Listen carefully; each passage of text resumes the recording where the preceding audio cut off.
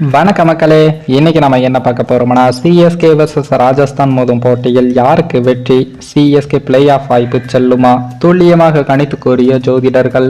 அதாவது சிஎஸ்கே அணியானது 3 போட்டிகளில் 2 வெற்றிகளை பெற்றால் ஐபிஎல் 2024 ஆண்டுக்கான பிளே ஆஃப் சுற்றுக்கு தகுதி பெற்றுவிடும் என்று அனைவரும் எதிர்பார்த்து கொண்டிருந்த வேளையில் குஜராத் அணிக்கு எதிரான போட்டியில் 35 ரன்கள் வித்தியாசத்தில் தோல்வியை சந்தித்து இருக்கு.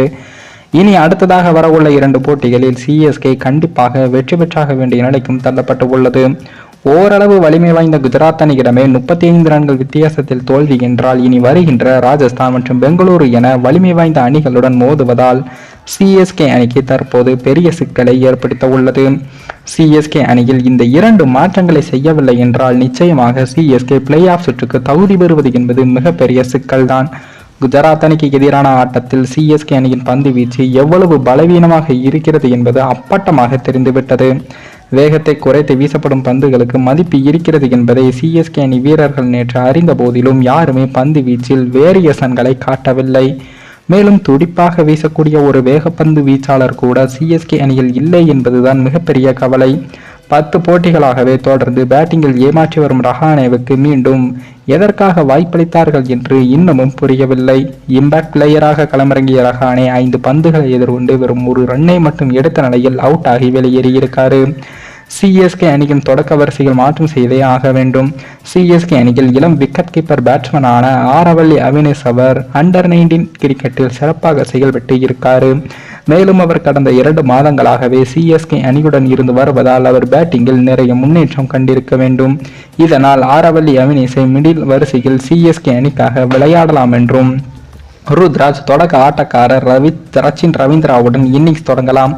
இரண்டாவதாக சிஎஸ்கே அணியில் முஸ்தபிர் ரஹ்மான் மற்றும் தீபக் சஹார் என்று 2 வேகப்பந்து வீச்சாளர்கள் சிஎஸ்கேவை விட்டு விலகிய நிலையில் அதன் பந்து வீச்சு பலவீனம் அப்பட்டமாக தெரிந்து உள்ளது. இந்த நிலையில் தான் தற்போது சிஎஸ்கே அணியானது கடந்த போட்டியில் தோல்வியில் சிக்கி இக்கட்டான சூழ்நிலையில் உள்ள நிலையில் அடுத்ததாக சிஎஸ்கே அணி ராஜஸ்தான் அணிக்கு எதிராக இன்றைய போட்டியில் விளையாட உள்ளது. அதேபோல் சிஎஸ்கே அணிக்கு இன்னும் 2 போட்டிகள் உள்ளது.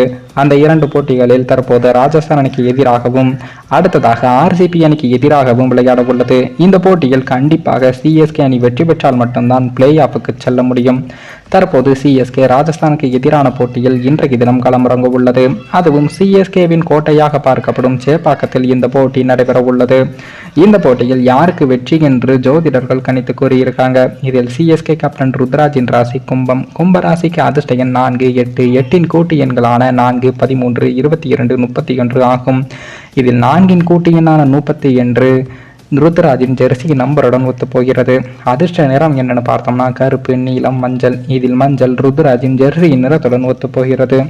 அதிர்ஷ்ட நாள் வரிசையில் சனி பகவான் பார்வை இவருக்கு இருப்பதால் சனி, ஞாயிறு, வெள்ளி இதில் அதிர்ஷ்ட நாளாக உள்ளது.